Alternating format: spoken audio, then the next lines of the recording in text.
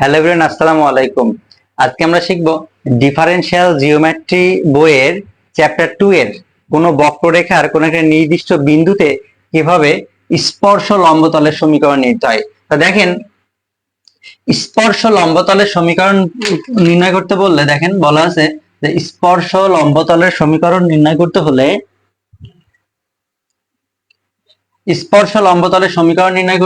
আমরা যে সূত্রটা জানি, সূত্রটা দেখেন আমরা লিখে রাখছি এখানে। এই সূত্রটা আপনাদের একটু মনে রাখতে হবে, যে সেটা হলো যে আর ইকুয়াল এক্স ওয়াই জেড বক্ররেখার, দেখেন এখানে আমাদের একটা বক্ররেখা দেওয়া আছে যে আর ইকুয়াল এ কজ ইউ, দেখেন এ সাইন ইউ বি ইউ। আমাদের এখানে বলছে সূত্রটা যে যদি আর ইকুয়াল এক্স ওয়াই জেড বক্ররেখার ইউ বিন্দুতে, দেখেন এখানেও আমাদের একটা ইউ এর মান π/4 দেওয়া আছে, অর্থাৎ 45 ডিগ্রি দেওয়া আছে। তাহলে ইউ বিন্দুতে স্পর্শতলের সমীকরণ, দেখেন স্পর্শতলের সমীকরণটা হবে সেটা হলো x মাইনাস এক্স। এই এক্সটা হলো দেখেন এই যে এই এক্সটা প্রথমটা, দেখেন এখানে তাহলে আমাদের এক্স ওয়াই জেড, এইটা হলো ছোট হাতের এক্স, দেন ওয়াই মাইনাস ওয়াই। তাহলে দেখেন এখানে যে এইটাকে আমরা ওয়াই ধরবো, ঠিক একইভাবে দেখেন এটাকে আমরা ওয়াই ধরবো, এবং বিইউ দেখেন এইটা হলো আমাদের জেড, দেখেন এইটা হলো আমাদের জেড। তাহলে এখানে এই জেড হলো বিইউ। এবার দেখেন এখানে আরেকটা টপিক বলছে এক্স ডট, দেখেন আছে এক্স ডাবল ডট। এই এক্স ডাবল ডট কে আমরা ইতিমধ্যে শিখেছি। যদি কখনো কোনো চলককে, দেখেন যদি এক্স কে ইউ এর সাপেক্ষে অন্তরীকরণ করা হয়, যদি আমরা কখনো ইউ এর সাপেক্ষে অন্তরীকরণ করি, ইউ এর সাপেক্ষে অন্তরীকরণ করলে তখন আমরা এস ডট লিখি। তাহলে মনে রাখবেন, যখন কোনো চলককে বা যখন কোনো ফাংশনকে ইউ এর সাপেক্ষে অন্তরীকরণ করা হয় তখন সেখানে একটা ডট লিখতে হয়। তাহলে দেখেন এই এক্স ডট কে যদি আমরা আবার অন্তরীকরণ করি তাহলে কি হয়, দেখেন এক্স ডট কে যদি আমরা আবার অন্তরীকরণ করি সেক্ষেত্রে আমাদের হয় এক্স ডাবল ডট। তাহলে একইভাবে দেখেন ইউ এর সাপেক্ষে একবার অন্তরীকরণ করলে ওয়াই কে করলে হয় ওয়াই ডট, ইউ এর সাপেক্ষে জেড কে একবার অন্তরীকরণ করলে হয় জেড ডট। ঠিক একইভাবে দেখেন এক্স এর ইউ এর সাপেক্ষে যদি এক্স কে দুইবার অন্তরীকরণ তাহলে X double dot, X U এর সাপেক্ষে যদি ওয়াই কে দুইবার অন্তরীকরণ তাহলে ওয়াই ডাবল ডট। ঠিক একইভাবে জেডটা। তাহলে দেখেন তাহলে আমাদের বললো যে আর equal A cos U A sine U B U সব বক্ররেখার ইউ ইকুয়াল π/4 বিন্দুতে স্পর্শ লম্বতলের সমীকরণ নির্ণয় করো। তাহলে দেখেন তোমরা দেখেন আমাদের জানি যে আমাদের স্পর্শতলের সমীকরণ নির্ণয় করতে হলে স্পর্শ লম্বতলের সমীকরণ, দেখেন স্পর্শ লম্বতলের সমীকরণ নির্ণয় করতে হলে আমাদের X dot Y dot Z dot X double dot Y double dot Z double dot নির্ণয় করতে হবে। তো দেখেন আমাদের এখানে কি, দেখেন এখানে আমাদের দেওয়া আছে যে আর এর মানটা হলো এ কজ ইউ, দেখেন এ কজ ইউ, এখানে আছে এ সাইন ইউ, এখানে আছে বি ইউ। তো দেখেন আমরা জানি যদি আমরা আর কে একবার ইউ এর সাপেক্ষে অন্তরীকরণ করি, ইউ এর সাপেক্ষে অন্তরীকরণ করলে হয় আর ডট। তাহলে দেখেন এখানে আমাদের কি হয়, তাহলে দেখেন এ কজ ইউ, দেখেন এ কজ ইউ আমরা এটাকে করব ইউ এর সাপেক্ষে অন্তরীকরণ। দেখেন ইউ এর সাপেক্ষে যখন অন্তরীকরণ করব তাহলে এটা হলো ধ্রুবক প্রথমে থাকবে, তাহলে আমাদের এখানে হচ্ছে ডিডিইউ কজ ইউ। এখন দেখেন কজ ইউ কে ডিডিইউ করলে হয় মাইনাস সাইন, তাহলে মাইনাস এ সাইন ইউ। তাহলে এখানে দেখেন হচ্ছে আমাদের মাইনাস এ সাইন ইউ। ঠিক একইভাবে দেখেন মাইনাস এ সাইন ইউ, ঠিক একইভাবে দেখেন এ সাইন ইউ এটাকে করলে হবে ধ্রুবকটা এ থেকে যায়, সাইন ইউ কে ডিডিইউ করলে এখানে হয় কজ ইউ। এবং এখানে দেখেন বিটা ধ্রুবক থেকে গেল এবং ইউ কে ডিডিইউ করলে হয় 1।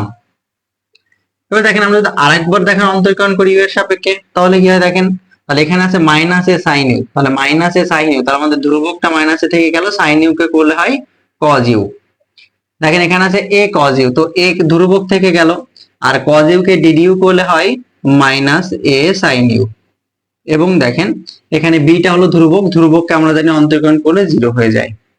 এবার দেখেন যেহেতু আমাদেরকে বলে দিয়েছিল যে ইউ ইকুয়াল π/4 বিন্দু, তাহলে ইউ ইকুয়াল π/4 বিন্দুতে আমরা এগুলা নির্ণয় করবো। দেখেন এখন যদি আমরা লিখি যে ইউ ইকুয়াল π/4 বিন্দুতে, একটু ভালো করে দেখেন ইউ ইকুয়াল π/4 বিন্দুতে, তাহলে এখানে আমরা লিখতে পারি দেখেন যে আর এর মানটা ইউ ইকুয়াল π/4 বিন্দুতে আর এর মানটা কি হচ্ছে, দেখেন আর এর মানটা এখানে হচ্ছে যদি আপনারা এখানে লেখেন যে এ, দেখেন এ কস π/4, দেখেন এ কস π/4, এখানে হচ্ছে এ সাইন, দেখেন এ সাইন π/4, এখানে হচ্ছে দেখেন বি পাই বাই 4, দেখেন p পাই বাই 4। তাহলে এখানে দেখেন অ্যান্সারটা কি আসতেছে, তাহলে এখানে দেখেন অ্যান্সারটা কি আসতেছে, যে আমরা জানি, তো দেখেন এখানে মানটা আসতেছে, আমরা জানি সাইন কস, দেখেন দেখেন আমরা জানি sine pi by 4 cos pi by 4 এর মানটা হলো 1/√2, দেখেন 1/√2। তাহলে দেখেন আমরা একবারই লিখতে পারি যে a/√2, একইভাবে দেখেন এখানে লিখতে পারি আমরা a/√2, দেখেন এখানে আমরা লিখতে পারি b পাই বাই 4, দেখেন b পাই বাই 4। এবার দেখেন তাহলে আমাদের r ডট এটা কি হবে, দেখেন যেহেতু আমরা এখানে করলাম এটা করছি না, একবার লিখে দিচ্ছি, দেখেন এখানে মাইনাসে সাইন ইউ, তাহলে এখানে মাইনাসে সাইন পাই বাই 4, তাহলে এখানে আমরা লিখতে পারি মাইনাস a/√2। ঠিক একইভাবে দেখেন a cos ইউ, তাহলে এখানে আমরা লিখবো a/√2। আমরা জানি a cos U, cos pi by 4 এর মান হলো, ইউ এর জায়গায় যদি পাই বাই 4 বসান তাহলে cos পাই বাই 4 হলো 1/√2, তাহলে a/√2। এখন ওখানে আমাদের b টা আছে, b টা লিখে দিই, কারণ এখানে যেহেতু আর ইউ নাই সেহেতু ইউ এর মানটা বসানো লাগতেছে না। তাহলে এখানে দেখেন আছে r double dot, r double dot এর মানটা কি হচ্ছে মাইনাস a cos ইউ, তাহলে এখানে হবে minus a cos pi by 4 বলতে বোঝায় 1/√2।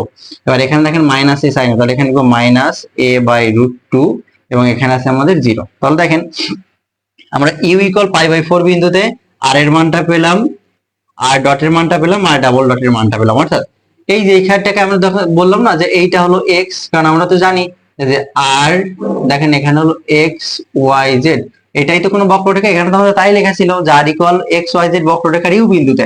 তাহলে এক্স ওয়াই, প্রথম পদটা হলো এক্স, দ্বিতীয়টা ওয়াই, তৃতীয়টা হলো জেড। তাহলে দেখেন এখানে আমাদের প্রথমটা আছে কি, দেখেন এখানে আমাদের প্রথমটা আছে হলো a cos u, তাহলে এইটা হলো আমাদের x এর মান।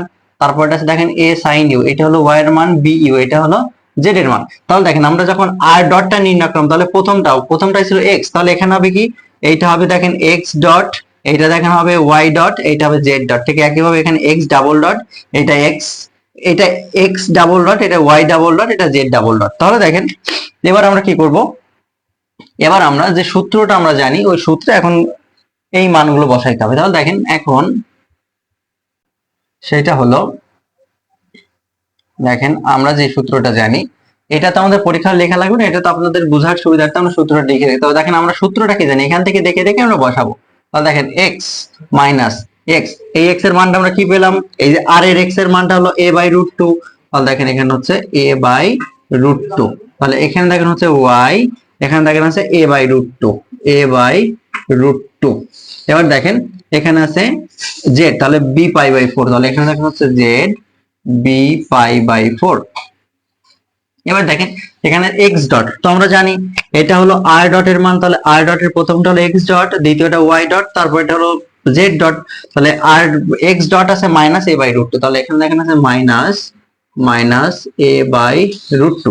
তারপরটা দেখেন x y ডটের মানটা আছে a/√2, a/√2, এবং দেখেন z ডটের মানটা আছে, z ডটের মানটা আছে b, z ডটের মানটা আছে b। এবার দেখেন আর ডাবল ডট, তাহলে দেখেন এইটা হবে x ডাবল ডট, দেখেন এইটা হবে y ডাবল ডট, এইটা হবে z ডাবল ডট। তাহলে x double dot minus a/√2, তাহলে এখানে দেখেন মাইনাস a/√2, এখানে দেখেন মাইনাস a/√2, দেখেন মাইনাস a/√2, এখানে হচ্ছে দেখেন 0, এটা ইকুয়াল 0। তাহলে এখন এইটা যদি আমরা ইকুয়েশন করতে পারি তাহলে কিন্তু আমাদের সমীকরণটা চলে আসবে। তাহলে দেখেন আমরা অনার্স ফার্স্ট ইয়ার বা ইন্টারে পড়েছিলাম যে কোন নির্ণায়কের বিস্তার করে কোন নির্ণায়কের মান কিভাবে নির্ণয় করে। দেখেন আমরা সূত্রটা শিখছিলাম, যখন প্রথমটা রাখবো যে x মাইনাস a/√2, এটা যখন আমরা নিয়ে কাজ করব তখন এইটা আর এটা বাদ যাবে। দেখেন যখন এইটা নিয়ে কাজ করব তখন প্রথম কলাম প্রথম সারিটা বাদ, তাহলে কি থাকে, দেখেন এই চারটা ভুক্তি থাকে, তখন এই প্রধান কর্ণের গুণফল বিয়োগ দেখেন দ্বিতীয় কর্ণের গুণফল, আমরা এইটা লিখতাম, একটু মনে করে দেখেন। তাহলে এখানে আমরা কি লিখতে পারি, তো প্রধান কর্ণের সাথে, তো প্রধান কর্ণ অর্থাৎ a/√2 এর সাথে 0 গুণ করলে তো 0 হয়ে যায়, ওইটা তো আমাদের 0 আসতেছে, বিয়োগ দেখেন b এর সাথে এটা, তাহলে b মাইনাস ab/√2, এখানে একটা মাইনাস আর সূত্রের মাইনাসটা দেখেন প্লাস হয়ে গেল, তাহলে এখানে থাকতেছে যে ab/√2।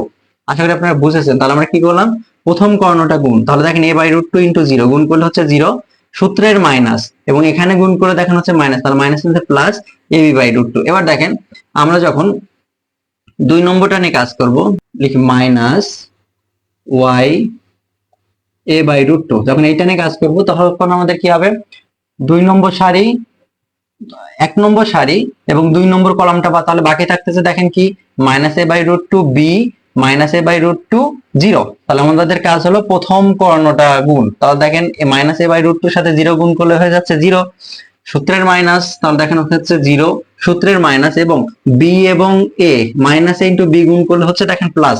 তাহলে এখানে আমরা plus A B by root two, দেখেন plus A B by root two, দেখেন plus A B by root two. এবার দেখেন আমরা যখন তৃতীয় পদটাতে কাজ করবো তখন হচ্ছে Z minus B pi by 4, দেখেন বি পাই বাই 4। তাহলে আমাদের প্রথম কলাম, তৃতীয় কলামটা এবং প্রথম সারিটা বাদ, তাহলে আমাদের থাকতেছে দেখেন এই 4টা পদ, একটু ভালো করে দেখেন। তাহলে আমার থাকতেছে এই 4টা পদ। তো এই 4টা পদের ক্ষেত্রে প্রধান কর্ণের গুণফল বিয়োগ দ্বিতীয় কর্ণের গুণফল। তো প্রধান কর্ণের গুণফল, তাহলে এখানে দেখেন আমাদের আসতেছে যে এ বাই, দেখেন এখানে দেখেন আমাদের আসতেছে minus A by root two minus A by root two minus A by root two minus A by root two. তাহলে এটা গুণ করলে কি থাকতেছে, তাহলে দেখেন minus minus plus A square by two, আমরা জানি রুট টু গুণ করলে হয় শুধু টু। তাহলে এখানে দেখেন আমাদের আসতেছে যে এ স্কোয়ার বাই টু সূত্রের মাইনাস। এবার দেখেন A by root two minus A by root two, তাহলে গুণ করলে হচ্ছে minus A square by two, তাহলে মাইনাস এবং এই মাইনাস প্লাস, এখানে থাকতেছে A square by two equal 0। এবার দেখেন এবার আমাদের কি এখানে তাহলে আমাদের আসতেছে A B by root two, দেখেন এ বি, এখানে আমাদের আসতেছে A B by root two into X minus A B by root two, এখানে আসতেছে মাইনাস, এখানে দেখেন আসতেছে যে A B by root two, এখানে আসতেছে Y minus A by root two. দেখো এখানে দেখেন A square by two A square by two, আমরা জানি যে দেখেন যে এ স্কোয়ার বাই টু যোগ A square by two, A square অর্ধেক যোগ এ স্কোয়ার অর্ধেক, এটা করলে হচ্ছে আমার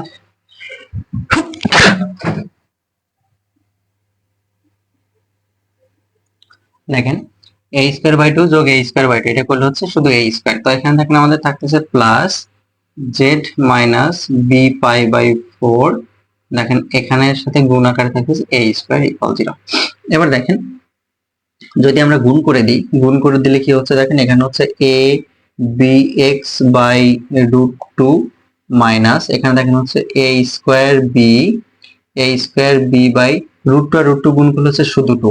এবার এখানে দেখেন আসতেছে মাইনাস, দেখেন minus A B Y by root two minus হচ্ছে প্লাস, এখানে দেখেন হচ্ছে A square B by two plus, এখানে দেখেন হচ্ছে Z A square minus A square B pi by 4 equal 0।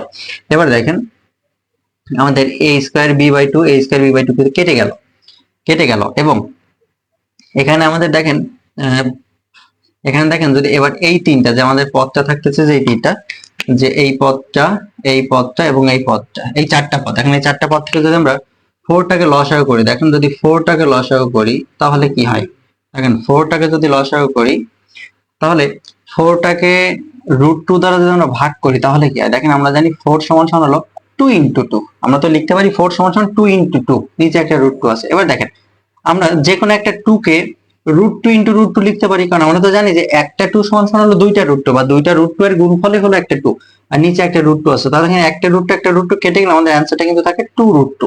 তাহলে দেখেন লসাগু করলে হচ্ছে 4, এই 4টাকে রুট টু দ্বারা ভাগ করলে হচ্ছে 2 রুট টু, তাহলে 2 রুট টু করে গুণ করে দিব, তাহলে এখানে দেখেন হচ্ছে 2 রুট টু এ বি এক্স, এখানে দেখেন হচ্ছে মাইনাস, দেখেন এখানে থাকতেছে মাইনাস 2 রুট টু এ বি ওয়াই, দেখেন এই পদটা 2 রুট টু এ বি ওয়াই, এখানে দেখেন 4 কি, তাহলে এখানে দেখেন হচ্ছে প্লাস 4 জেড এ স্কোয়ার, এখানে দেখেন থাকতেছে মাইনাস এ স্কোয়ার বি পাই। এবার দেখেন 4টা আর গুণ করলে দেখেন এখানে 0 হয়ে গেল, 4টা ওইদিকে চলে গেল 0 হয়ে গেল।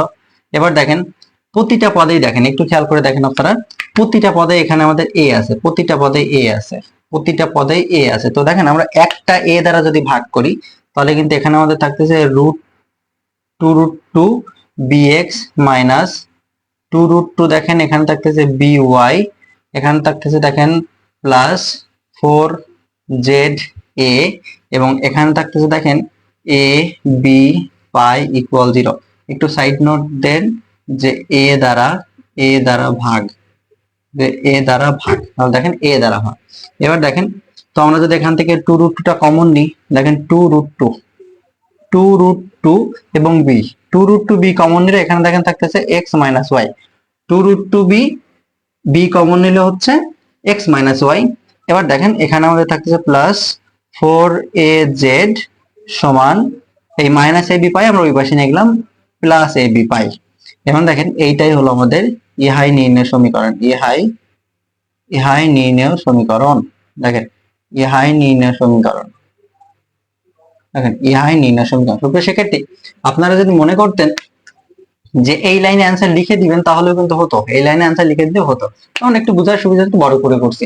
তো দেখেন অঙ্কটা কিন্তু একদমই সোজা, এবং আপনারা যদি সূত্রটা মনে রেখে অঙ্কটা করতে পারেন অঙ্কটা মনে হয় খুবই ইজি হবে। তো সকলের সুস্থতা কামনা করে আমি বিদায় নিচ্ছি, দেখা হবে পরবর্তী কোনো ক্লাসে।